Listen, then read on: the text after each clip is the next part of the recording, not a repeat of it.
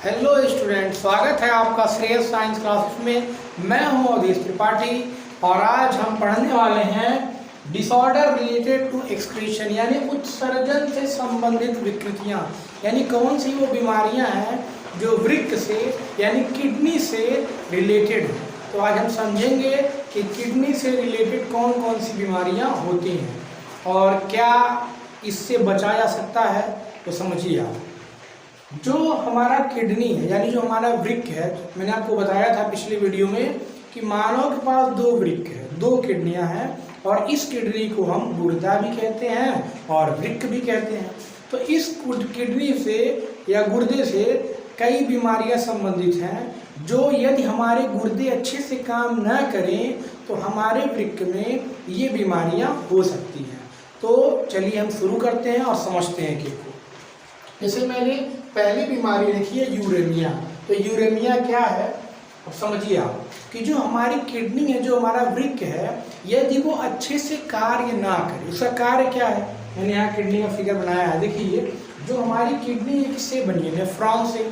Nephron क्या है, एक कोशिका है और मैंने बताया था लगभग एक किडनी में, एक वृक्क में लगभग 12 लाख नेफ्रॉन होता है। तो ये जो नेफ्रॉन है इसका बेसिकली काम क्या है, इसका एक काम है तो यूरिन फॉर्मेशन करना, मूत्र का बनाना, और दूसरा काम है ब्लड को फिल्टर करना। ब्लड को क्यों फिल्टर कर रहा है ये, क्योंकि हमारा जो ब्लड है उसमें कई नाइट्रोजनस वेस्ट हैं, कई उत्सर्जी पदार्थ हैं। जैसे मैंने आपको बताया था कि ब्लड में हमारे क्या है, यूरिया है, इसका फार्मूला क्या है, NH2CO NH2, ये यूरिया है। और ब्लड में क्या है, यूरिक एसिड है, क्रिएटिनिन है, हिप्यूरिक एसिड है। इन सभी को ये जो हमारा वृक्क है ये फिल्टर करके निकालता है और ब्लड को शुद्ध करता है। तो जब हमारे ब्लड में यूरिया की मात्रा अधिक हो जाती है तो इसको हम बोलते हैं यूरेमिया, यानी इस बीमारी का क्या नाम है, यूरेमिया। तो आप समझिएगा, जब हमारे ब्लड में, हमारे खून में यूरिया की मात्रा अधिक हो जाएगी, यूरिया बढ़ेगा, ये फार्मूला है, तो उस बीमारी का नाम होगा यूरेमिया। और ये हुआ कब, जब हमारी किडनी जो है वो अच्छे से कार्य नहीं कर पा रही। किडनी का काम क्या है, इसी यूरिया को रिमूव करना, हटाना, क्योंकि इसको छाने और पेशाब के द्वारा यूरिया बाहर निकल जाए। तो जब ये किडनी अच्छे से काम नहीं करेगी तो हमें ये बीमारी हो जाएगी जिसका नाम है यूरेमिया। अब क्या करें कि ये निकल जाए नाइट्रोजन वेस्ट, तो इसके लिए बस वही व्यवस्था है कि जिसको ये बीमारी हो गई यूरेमिया, उस व्यक्ति का डायलिसिस करना पड़ेगा। तो डायलिसिस क्या है समझिए आप, डायलिसिस के द्वारा एक मशीन है डायलिसिस, उसके द्वारा व्यक्ति के ब्लड को फिल्टर किया जाता है, क्योंकि हमारी किडनी तो ब्लड को फिल्टर करने में सक्षम नहीं है, उसकी कैपेसिटी कम हो गई है, उसकी कार्य की बाधित हो गई है। तो ऐसे कंडीशन में डायलिसिस मशीन के द्वारा, जो एक कह सकते हैं कृत्रिम किडनी है वो एक तरह की, वो हमारे ब्लड को फिल्टर करेगी। तो ये बीमारी है पहला यूरेमिया। दूसरा बीमारी मैंने लिखा है रीनल कैल्क्यूलाई।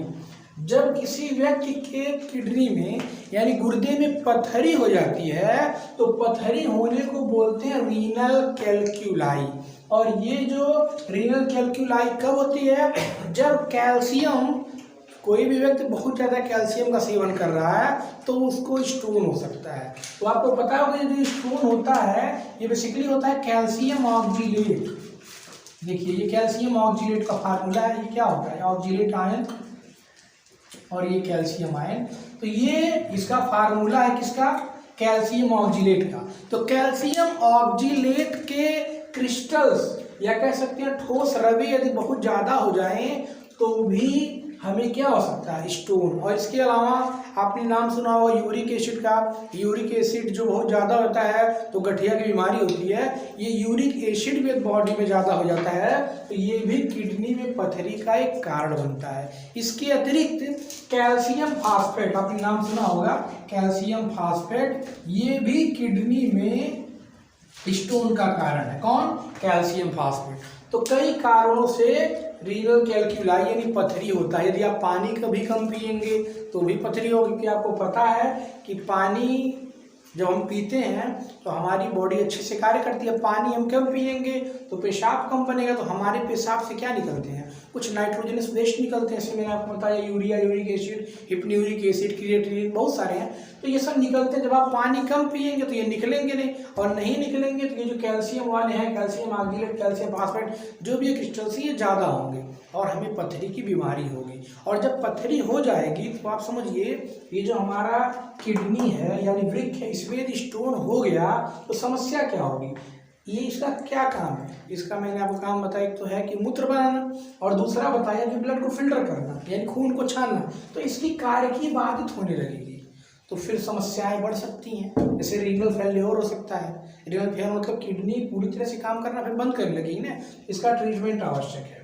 अगली बीमारी मैंने लिखा है नेफ्राइटिस। तो नेफ्राइटिस क्या है समझिए आप, दो बीमारी मैंने आपको समझा दिया, पहला यूरेमिया और दूसरा रीनल कैल्कुलाई की पथरी होने को रीनल कैल्कुलाई कहते हैं, और यदि ब्लड में यूरिया की मात्रा अधिक हो जाए तो इसको यूरेमिया कहते हैं। तीसरा मैंने लिखा है नेफ्राइटिस। तो नेफ्राइटिस क्या है अब आप समझिए। अभी मैंने आपको बताया कि जो हमारी किडनी है वो किससे बनी है, नेफ्रॉन से। मैंने बताया कि nephron is the structural and functional unit of kidney. ये जो किडनी है, जो वृक्क है, ये नेफ्रॉन से बना। नेफ्रॉन क्या है, नेफ्रॉन एक कोशिका है, इसी नेफ्रॉन से मिलकर हमारी दोनों किडनियां बनी। तो अगर इस नेफ्रॉन में स्वेलिंग हो जाए, सूजन हो जाए, या इसी को आप कहते हैं शोथ, इसमें से मतलब सूजन हो जाए, शोथ हो जाए, दोनों एक ही चीजें हैं, तो इसको बोलते हैं, बीमारी का नाम है नेफ्राइटिस। ध्यान समझिएगा, किडनी के नेफ्रॉन में स्वेलिंग हो जाए, सूजन हो जाए, तो इस बीमारी का नाम है नेफ्राइटिस। अब आप समझिए ये नेफ्राइटिस भी दो तरह का होता है, एक होता है ग्लोमेरुलस नेफ्राइटिस और एक है इंटरस्टिशियल नेफ्राइटिस। तो ये जो नेफ्रॉन है, नेफ्रॉन के दो और नाम है, एक तो इसका नाम है रीनल ट्यूबल्स और एक इसका नाम है यूरिनिफेरस ट्यूबल्स। तो आप कहीं अगर यूरिनिफेरस ट्यूबल्स आपको पता चले तो ये मत परेशानी करनी यूरिनिफेरस ट्यूबल्स क्या है। नेफ्रॉन का ही दूसरा नाम यूरिनिफेरस ट्यूबल्स है और एक और नाम है रीनल ट्यूबल्स, और हिंदी में इसे वृक्क नलिका कहते हैं। तो नेफ्रॉन की मैंने लिख दिया दो पार्ट है, एक तो है बोमेन कैप्सूल, एक है सेक्रेटरी ट्यूबल, इसको बोलते हैं स्रावी नलिका, और बोमेन कैप्सूल को हिंदी में बुक में मिलता है कि संपुट, बोलते हैं संपुट कैप्सूल।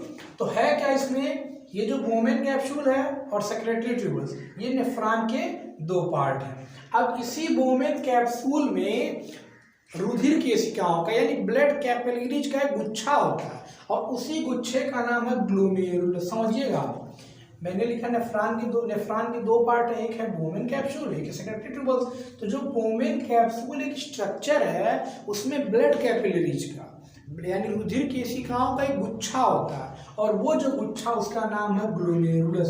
तो अगर ये स्वेलिंग नेफ्रॉन के ग्लोमेरुलस में होगी तो इसका नाम होगा ग्लोमेरुलर नेफ्राइटिस, और यदि ये स्वेलिंग नेफ्रॉन के बीच में होगी, मान लीजिए बहुत सारे नेफ्रॉन हैं, लाखों हैं, उनके बीच में हो रहा है, इसका नाम होगा इंटरस्टिशियल नेफ्राइटिस। और दोनों में ही क्या होगी, किडनी की कार्य की यानी इसकी जो फिजियोलॉजी है वो बाधित होगी। तो ये सब रोग की अवस्थाएं हैं, ये इसमें हम हेल्दी नहीं रहेंगे, समस्याएं बढ़ने लगेंगी। लास्ट मैंने लिखा है रीनल फेल्योर।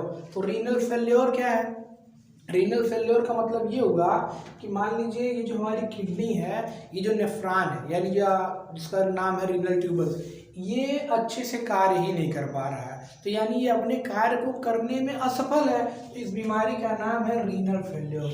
और ये कब होता है, मान लीजिए किसी वक्त तो किडनी पे चोट लग जाए, या वो पानी बहुत कम पीता है, या पेन किलर यानी दर्द की दवाइयों का बहुत ज़्यादा सेवन करता है। याद रखिएगा, अगर हम पेन किलर हमेशा खाते हैं तो इसका हमारे किडनी पे बहुत बुरा असर पड़ता है, इसके नेफ्रॉन यानी जो इसकी यूनिट है वो ख़राब होने लगती है, इसकी सेल। तो बहुत ज़्यादा दर्द की दवाइयों का सेवन नहीं करना चाहिए। इसके अतिरिक्त बहुत ज़्यादा एंटीबायोटिक्स यदि ज़रूरत ना हो, तो ऐसे किसी नॉर्मली बॉडी में कोई पेन हो रहा हो या ऐसा कुछ हो, तो ऐसी एंटीबायोटिक यानी प्रतिजैविक औषधियाँ नहीं लेनी चाहिए। और दर्द की जो पेनकिलर दवाइयाँ हैं इनको तो हमेशा ही अवॉइड करना चाहिए, बहुत आवश्यकता पड़ने पे ही खाना चाहिए। तो ये कब खराब होता है, एक तो हम पानी बहुत कम पी रहे हैं, बहुत ज़्यादा अल्कोहल का सेवन, बहुत ज़्यादा तंबाकू के सेवन से इसकी कार्यकी पे प्रभाव पड़ता है। और मैंने आपको बताया पेनकिलर भी से भी ज़्यादा खराब होता है। इसके अलावा देखिए, जब जितनी भी बीमारियां हैं, जब हमारा लाइफ स्टाइल हेल्दी होगा, हम न्यूट्रिशियस खाएंगे, टाइम टू टाइम खाएंगे और ज़्यादा से ज़्यादा पानी पिएंगे, तो ये बीमारियां नहीं हो सकती। और बाकी कुछ तो आपको पता है, कुछ तो नेचुरली होती हैं, कोई बहुत अच्छा हेल्दी प्लान है उसका, फिर भी उसे कुछ ना कुछ हो ही जाता है। तो कुछ तो ऐसा है कि कुछ हो ही जाता है, उसके लिए तो नेचर ही हम कह सकते हैं कि नेचर जो होना है वो होगा। बाकी लेकिन हमें अपनी तरफ सतर्क रहना है कि जो मैंने लिखा है रीनल फेल्योर, ये इन कारणों से होता है। अब रीनल फेल्योर कुछ और भी कारण है, जैसे कि किसी को डायबिटीज बहुत ज़्यादा हो जा रहा है, मतलब जो शुगर है, ब्लड शुगर, वो उसका लेवल बहुत ज़्यादा हो रहा है, तो भी किडनी के कार्यकी पे प्रभाव पड़ता है। तो डायबिटीज कि जो पेशेंट हम वो इस पे ध्यान दें कि डायबिटीज बढ़ने ना पाए, इसके लिए कंट्रोल करें, क्योंकि यदि बहुत ज़्यादा होगा तो भी ये समस्याएं उत्पन्न हो सकती है। ये भी दो तरह का होता है, एक होता है क्रोनिक किडनी फेल्योर, एक होता है एक्यूट किडनी फेल्योर। ये जो क्रोनिक है, ये क्या होता है कि धीरे धीरे जो नेफ्रॉन है वो धीरे धीरे खराब हो रहा है, धीरे धीरे उनमें इन्फेक्शन बढ़ रहा है, धीरे धीरे उसकी कार्यकी बाधित हो रही है, तो इसका नाम है क्रोनिक किडनी फेल्योर। और दूसरा मैंने लिखा है एक्यूट, जब अचानक से एक समस्या आ जाए नेफ्रॉन में, अचानक से किडनी फेल्योर होने लगे, तो इसको बोलते हैं एक्यूट किडनी फेल्योर। तो मुझे उम्मीद है आप समझ गए होंगे क्रोनिक और एक्यूट किडनी फेल्योर। अब इन सब के लिए कैसे क्या होगा अगर ये रीनल फेल्योर हो जाए, तो इसके लिए ये है कि उस व्यक्ति का लगातार जब आवश्यकता हो तो डायलिसिस किया जाए, और दूसरा ये है कि अगर समस्या बहुत गंभीर हो गई तो उस व्यक्ति का किडनी ट्रांसप्लांट किया, कोई डोनर हो वो दे और उनका किडनी ट्रांसप्लांट हो। तो ये बीमारियां थी जो किडनी से रिलेटेड थी।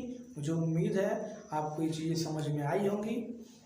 तो ये बीमारियों भी यदि सीरियस ना रहा जाए तो कभी कभी व्यक्ति की डेथ भी हो जाती है। तो मिलते हैं आपसे नेक्स्ट वीडियो में। धन्यवाद। आप स्क्रीनशॉट ले लीजिएगा इसका।